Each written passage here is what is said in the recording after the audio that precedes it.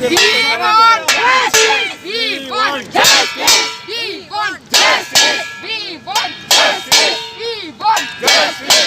पैसा वापस करो, पूरा पैसा वापस करो, मेहनत का पैसा वापस करो।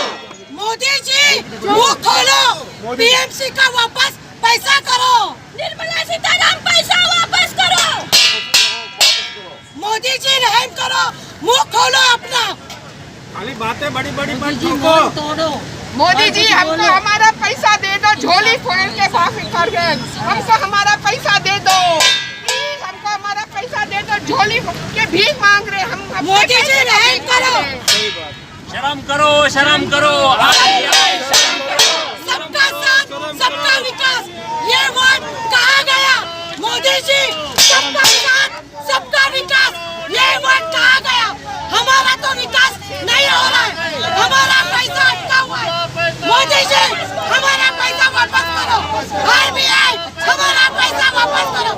अच्छे दिन कहाँ गए, अच्छे दिन कहाँ गए, मोदी जी अच्छे दिन कहाँ है। हमारे पुराने दिन वापस करो, हमारा पुराना दिन वापस करो।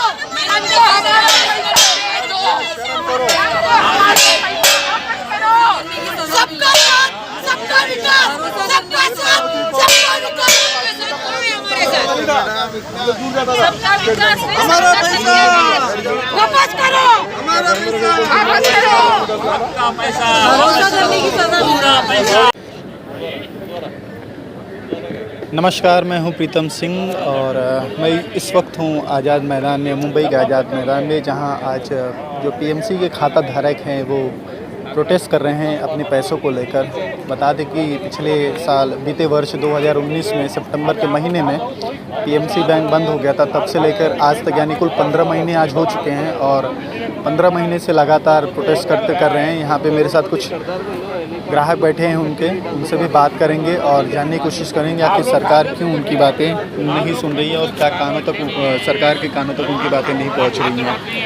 सबसे पहले स्वागत है आपका, क्या नाम है? धन्यवाद। मेरा नाम सुब्राम कुलकर्णी है।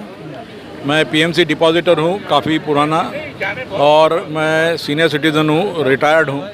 मेरे काफ़ी सारे पैसे पीएमसी में डिपॉजिट के तौर पर रखे हुए हैं। पूरे ब्लॉक हो गए सरकार और आरबीआई के प्रॉब्लम से, और इसमें जो डायरेक्टर्स और मैनेजमेंट थी बैंक की, उनकी मिलीभगत से उन्होंने बड़ा फ्रॉड किया, जिसके झमेले में सब लपेटे में हम ऑर्डिनरी डिपॉजिटर्स आ गए हैं।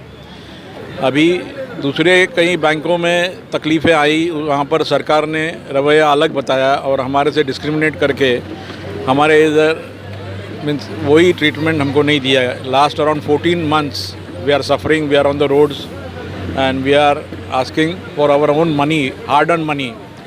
ये टैक्स पेड मनी है हमारा, और हमारा एक्चुअली रिटायर्ड फंड इसमें इन्वॉल्व है, जहाँ पर हम इंटरेस्ट के ऊपर हम लोग जी रहे हैं। तो ये सब हमको बहुत सारा तकलीफदायी है।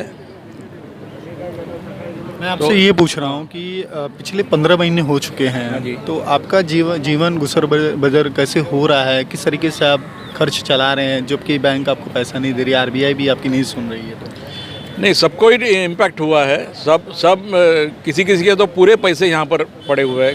कुछ लोग समझदारी से अलग अलग बैंकों में रख के वहाँ से इंटरेस्ट मार रहे, कैसे भले जी रहे हैं वो।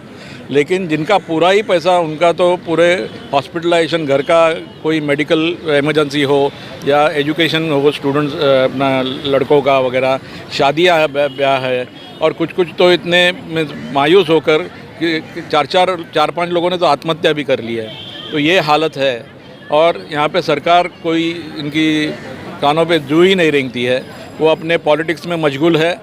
यहाँ पे बड़े बड़े वायदे किए जाते हैं कि सबका साथ, सबका विकास, सबका विश्वास। यहाँ पर तो विकास भी नहीं हो रहा हमारा तो विश्वास ही खोने लगा है अभी पूरे सिस्टम में। तो ये हालत है, और हम यही चाहते हैं कि ये बैंक का जो भी है मर्ज किया, क्योंकि पीएमसी बैंक का नाम लेकर अलग अलग कानून लाए हैं, दूसरे बैंकों को सहारा दिया है इन्होंने। PMC bank has become a test case, and PMC bank के डिपॉजिटर्स को ही मारा जा रहा है। जो नया संसद का डिज़ाइन आया है बनाने के लिए, जो नया बजट लागू हुआ है, उसको लेकर कुछ कहना चाहेंगे? क्या संसद बनाने के लिए नहीं यही बता रहे हैं कि संसद नया बनाने जा रही है, लेकिन जो आम आदमी है जिसका डिपॉजिट यहाँ पे फंसा हुआ है उनके बारे में कोई सुनवाई नहीं है। संसद भवन बड़ा बना के ज़्यादा पॉलिटिशियंस लोग को अंदर ला के काम करवाना, अगर यही सरकार का रवैया रहा तो आम आदमी जो इन संसद को चुन के देते हैं उनके बारे में कोई सोचना पड़ेगा। और इनके अलग अलग इसमें बड़े बड़े बजट्स बना के काफ़ी सारे ऋण माफ़ वगैरह किया जाता है, सब पब्लिक का पैसा ही दिया जाता है। तो ये 6-6.5 हज़ार करोड़ इस सरकार को देने में कोई तकलीफ़ नहीं होनी चाहिए, ऐसे हमको लगता है। और ये इसमें से पीएमसी बैंक आराम से बाहर आ सकती है अगर सरकार का विल हो और कुछ करने की इंटेंशन हो। लेकिन सरकार का जो एजेंडा है, जो स्लोगन है सबका साथ सबका विकास, उस एजेंडे पे चल रही है और कहती है कि 80% जो है सॉल्व कर लिया गया है ऐसे केसेस। नहीं देखिए 80% जो भी 20 यहाँ इसका डिपॉजिट बेस काफ़ी बड़ा है, अराउंड 19 से 20 लाख डिपॉजिटर्स इन्वॉल्व है। यहाँ पे 80% अगर कर दिया फिर भी दूसरे लोग जो है छोटे डिपॉजिटर्स को भले पैसे दिए होंगे, 1 लाख में से निकल गए होंगे काफ़ी छोटे लोग, लेकिन काफ़ी सारा ऐसा सीनियर सिटीजन्स और काफ़ी सारा ग्रुप ऐसा है जिनके 5 लाख और उसके ऊपर पैसे अटके हुए हैं, तो उनका कोई चारा नहीं है, उनको कोई सुनवाई नहीं है। कुछ महिला खाता धारक भी हैं जो पीएमसी खाता धारक हैं और उनसे भी जानने की कोशिश करेंगे कि किस तरीके से अपनी ज़िंदगी को वो सर्वाइव कर रही हैं पिछले 15 महीनों से जब से बैंक बंद है, और आगामी दिनों में उनका क्या प्रोटेस्ट आगे का चल के क्या प्लान होगा, कुछ कहना चाहेंगे आप?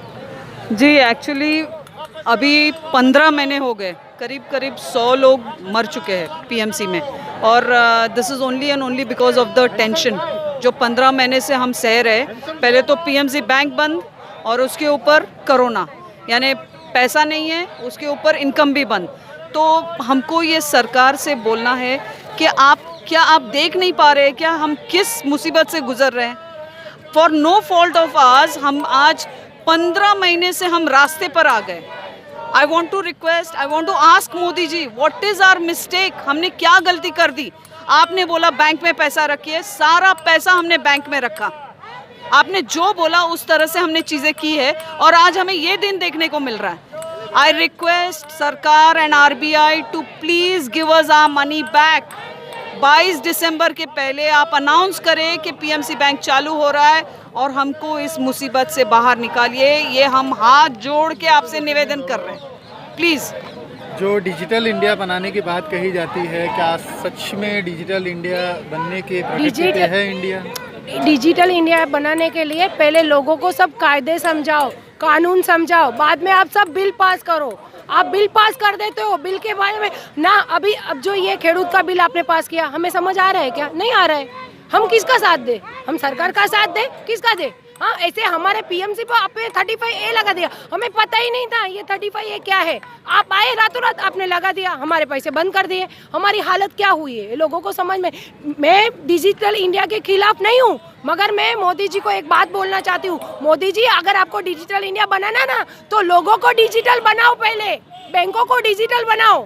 बैंकों में जाओ, पैसा डालने जाओ, उसका कंप्यूटर नहीं चल रहा है। RBI के बैंक में जाओ, अकाउंट खोलना है, ये फॉर्म नहीं है, वो फॉर्म नहीं है, अरे ये फॉर्म नहीं है, वो फॉर्म नहीं है करके चक्कर में तो हम लोग ने इस बैंक में खाता खोला।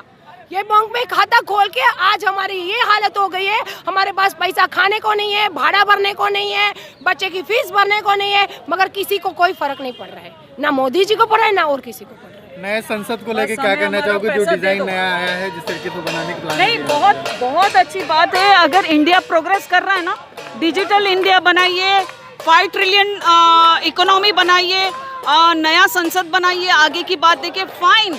लेकिन आम आदमी का क्या? What about us? हमारा भी पैसा जो ईमानदारी का पैसा है, टैक्स पेड मनी है, वो हमें वापस करिए। इसमें हमारी कोई गलती नहीं है। जिसने फ्रॉड किया है उससे फ्रॉड, उसका पैसा वापस लीजिए, पूरी प्रॉपर्टी सीज करिए उनकी। लेकिन जो कॉमन आदमी है उसका पाई वापस होना चाहिए। Modi ji, you can do this, please do it. हम आपसे विनती कर रहे हैं, हमें हमारा पैसा वापस चाहिए। RBI please give us our money back. RBI बोलती है कि सतर्क रहिए, जानकार बनिए। RBI से मैं ये पूछना चाहता हूँ वो कितनी खुद सतर्क है बैंकों के मामले में कि उसके नाक के नीचे हर बैंक में घोटाला हो जा रहा है और हर बैंक डूबे जा रहा है। लोग उसमें फंसता कौन है? आम आदमी फंस रहा है। आप बोलते हो कि सतर्क रहो, आम आदमी सतर्क है। अरे खुद तो सतर्क हो तुम, तो मैं उसके बाद ऐड दो आरबीआई सतर्क हो। आरबीआई सतर्क है नहीं, हमको बोलते सतर्क रहो। तो बोले फिर डिजिटल इंडिया का क्या मतलब? हम अब हमारी ये सतर्कता है कि हम नहीं चाहते बैंकों में पैसा रखे कोई भी। आज हमारा बोलना ये है पब्लिक से, आम पब्लिक से, कि अपना बैंक में पैसा मत रखो, क्योंकि आरबीआई बोलती है सतर्क रहो, और जो आरबीआई बोलती है सतर्क रहो उसके हिसाब से ये है कि बैंक के डूबने वाली हैं, क्योंकि बैंकों के पास तो कुछ है ही, आरबीआई के पास कुछ है ही नहीं करने के लिए। एक बैंक को उसमें 35A लगा दिया, इसमें लगा दिया। अरे क्या है, आप क्यों नहीं सतर्क हो अभी तक? पीएमसी बैंक के बारे में बोलना चाहता हूँ। आरबीआई को 2011 के अंदर पीएमसी बैंक से एक लेटर गया था कि पीएमसी बैंक में गड़बड़ चल रही है, तो आरबीआई तब सतर्क क्यों नहीं हुई? अगर तब आरबीआई सतर्क हो जाती तो आज ये दिन देखने की जरूरत नहीं पड़ती हमें। 2014 में वापस लेटर गया। हाँ, 2014 में वापस लेटर गया, और 2019 के अंदर आपको 35A लगानी पड़ी, और आप बोलते हो कि एनपीए पैसा ही नहीं है बैंक में। अरे तुम 2011 से 8 साल तक आप कर क्या रहे थे? खुद तो सतर्क हो नहीं, आम आदमी को बोलते हो सतर्क हो। मतलब सारी ड्यूटी आम आदमी की है। इन लोगों को किसी को कुछ नहीं करना, अपना पेट भरना है, अपनी सैलरी लेनी है और मजा करना है।